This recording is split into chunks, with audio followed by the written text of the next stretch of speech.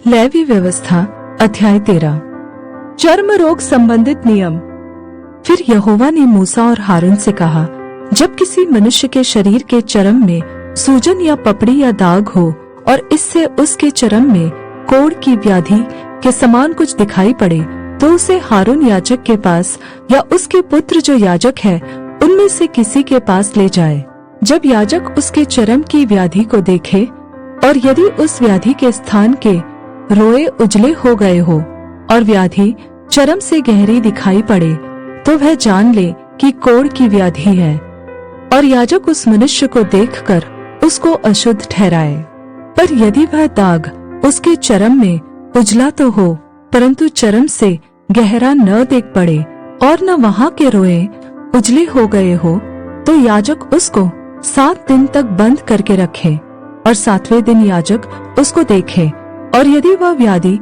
जैसी की तैसी बनी रहे और उसके चर्म में न फैली हो, तो याजक उसको और भी 7 दिन तक बंद करके रखे, और 7वें दिन याजक उसको फिर देखे, और यदि देख पड़े कि व्याधि की चमक कम है और व्याधि चर्म पर फैली न हो, तो याजक उसको शुद्ध ठहराए, क्योंकि उसके तो चर्म में पपड़ी है और वह अपने वस्त्र धोकर शुद्ध हो जाए। पर यदि याजक की उस जांच के पश्चात जिसमें वह शुद्ध ठहराया गया था वह पपड़ी उसके चर्म पर बहुत फैल जाए, तो वह फिर याजक को दिखाया जाए, और यदि याजक को देख पड़े कि पपड़ी चर्म में फैल गई है, तो वह उसको अशुद्ध ठहराए, क्योंकि वह कोढ़ ही है। यदि कोढ़ किसी व्याधि किसी मनुष्य के हो, तो वह याजक के पास पहुंचाया जाए, और याजक उसको देखे, और यदि वह सूजन उसके चर्म में उजली हो और उसके कारण रोए भी उजले हो गए हो और उस सूजन में बिना चर्म का मांस हो, तो याजक जाने की उसके चर्म में पुराना कोढ़ है, इसलिए वह उसको अशुद्ध ठहराए और बंद न रखे, क्योंकि वह तो अशुद्ध है। और यदि कोढ़ किसी के चर्म में फूटकर यहाँ तक फैल जाए कि जहाँ कहीं याजक देखे रोगी के सिर से पैर के तलवे तक कोढ़ ने सारे चर्म को छा लिया हो, तो याजक ध्यान से देखे, और यदि कोढ़ ने उसके सारे शरीर को छा लिया हो, तो वह उस व्यक्ति को शुद्ध ठहराए, और उसका शरीर जो बिल्कुल उजला हो गया है वह शुद्ध ही ठहरे। पर जब उसमें चर्महीन मांस देख पड़े, तब तो वह अशुद्ध ठहरे, और याजक चर्महीन मांस को देखकर उसको अशुद्ध ठहराए, क्योंकि वैसा चर्महीन मांस अशुद्ध ही होता है, वह कोढ़ है। पर यदि वह चर्महीन मांस फिर उजला हो जाए, तो वह मनुष्य याजक के पास जाए और याजक उसको देखे, और यदि वह व्याधि फिर से उजली हो गई हो, तो याजक रोगी को शुद्ध जाने, वह शुद्ध है। फिर यदि किसी के चर्म में फोड़ा होकर चंगा हो गया हो और फोड़े के स्थान में उजली सी सूजन या लाली लिए हुए उजला दाग हो, तो वह याजक को दिखाया जाए, और याजक उस सूजन को देखे, और यदि वह चर्म से गहरा दिखाई पड़े और उसके रोए भी उजले हो गए हो, तो याजक यह जानकर उस मनुष्य को अशुद्ध ठहराए, क्योंकि वह कोढ़ की व्याधि है जो फोड़े में से फूट कर निकली है। परंतु यदि याजक देखे कि उसमें उजले रोए नहीं है और वह चर्म से गहरी नहीं और उसकी चमक कम हुई है, तो याजक उस मनुष्य को 7 दिन तक बंद करके रखे, और यदि वह व्याधि उस समय तक चर्म में सचमुच फैल जाए, तो याजक उस मनुष्य को अशुद्ध ठहराए, क्योंकि वह कोढ़ की व्याधि है। परंतु यदि वह दाग न फैले और अपने स्थान ही पर बना रहे, तो वह फोड़े का दाग है, याजक उस मनुष्य को शुद्ध ठहराए। फिर यदि किसी के चर्म में जलने का घाव हो और उस जलने के घाव में चर्महीन दाग लाली लिए हुए उजला या उजला ही हो जाए, तो याजक उसको देखे, और यदि उस दाग में के रोए उजले हो गए हो और वह चर्म से गहरा दिखाई पड़े, तो वह कोढ़ है जो उस जलने के दाग में से फूट निकला है। याजक उस मनुष्य को अशुद्ध ठहराए, क्योंकि उसमें कोढ़ की व्याधि है। पर यदि याजक देखे कि दाग में उजले रोए नहीं और न वह चर्म से कुछ गहरा है और उसकी चमक कम हुई है, तो वह उसको 7 दिन तक बंद करके रखे, और 7वें दिन याजक उसको देखे, और यदि वह चर्म में फैल गई हो तो वह उस मनुष्य को अशुद्ध ठहराए, क्योंकि उसको कोढ़ की व्याधि है। परंतु यदि वह दाग चर्म में नहीं फैला और अपने स्थान ही पर जहाँ का तहाँ बना हो और उसकी चमक कम हुई हो, तो वह जल जाने के कारण सूजा हुआ है। याजक उस मनुष्य को शुद्ध ठहराए, क्योंकि वह दाग जल जाने के कारण से है। फिर यदि किसी पुरुष या स्त्री के सिर पर या पुरुष की दाढ़ी में व्याधि हो, तो याजक व्याधि को देखे,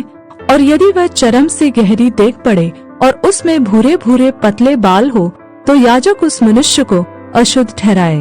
वह व्याधि सेहुआ अर्थात सिर या दाढ़ी का कोढ़ है। और यदि याजक सेहुए की व्याधि को देखे कि वह चर्म से गहरी नहीं है और उसमें काले काले बाल नहीं है, तो वह सेहुए के रोगी को 7 दिन तक बंद करके रखे। और 7वें दिन याजक व्याधि को देखे, तब यदि वह सेहुआ फैला न हो और उसमें भूरे भूरे बाल न हो और सेहुआ चर्म से गहरा न देख पड़े, तो यह मनुष्य मुंडा जाए।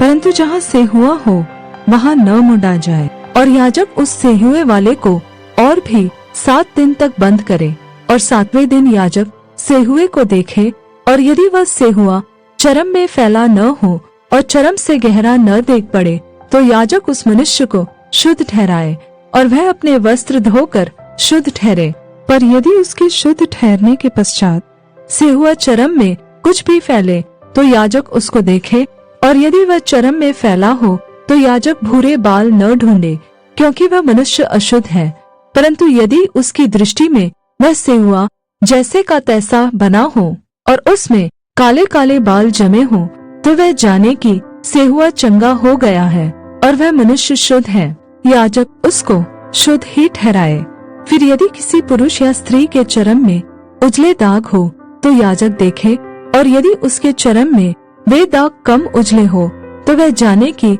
उसको चर्म में निकली हुई दाद ही है,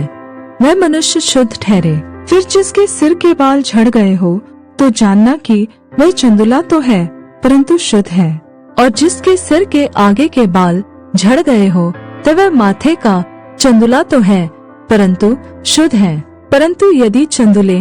सिर पर या चंदुले माथे पर लाली लिए हुए उजली व्याधि हो, तो जानना कि वह उसके चंदुले सिर पर या चंदुले माथे पर निकला हुआ कोढ़ है। इसलिए याजक उसको देखे, और यदि व्याधि की सूजन उसके चंदुले सिर या चंदुले माथे पर ऐसी लाली लिए हुए उजली हो जैसा चर्म के कोढ़ में होता है, तो वह मनुष्य कोढ़ी है और अशुद्ध है, और याजक उसको अवश्य अशुद्ध ठहराए, क्योंकि वह व्याधि उसके सिर पर है। जिसमें वह व्याधि हो, उस कोढ़ी के वस्त्र फटे और सिर के बाल बिखरे रहे, और वह अपने ऊपर वाले होठ को ढापे हुए अशुद्ध अशुद्ध पुकारा करे। जितने दिन तक वह व्याधि उसमें रहे, उतने दिन तक वह तो अशुद्ध रहेगा और वह अशुद्ध ठहरा रहे। इसलिए वह अकेला रहा करे, उसका निवास स्थान छावनी के बाहर हो। दूषित कपड़े। फिर जिस वस्त्र में कोढ़ की व्याधि हो, चाहे वह वस्त्र ऊन का हो चाहे सनी का, वह व्याधि चाहे उस सनी या ऊन के वस्त्र के ताने में हो चाहे बाने में, या वह व्याधि चमड़े में या चमड़े की बनी हुई किसी वस्तु में हो, यदि वह व्याधि किसी वस्त्र के चाहे ताने में चाहे बाने में या चमड़े में या चमड़े की किसी वस्तु में हरी हो या लाल सी हो, तो जानना कि वह कोढ़ की व्याधि है और वह याजक को दिखाई जाए। और याजक व्याधि को देखे और व्याधि वाली वस्तु को 7 दिन के लिए बंद करे, और 7वें दिन वह उस व्याधि को देखे, और यदि वह वस्त्र के चाहे ताने में चाहे बाने में या चमड़े में या चमड़े की बनी हुई किसी वस्तु में फैल गई हो, तो जानना कि व्याधि गलित कोढ़ है। इसलिए वह वस्तु चाहे कैसे ही काम में क्यों न आती हो, तो भी अशुद्ध ठहरेगी।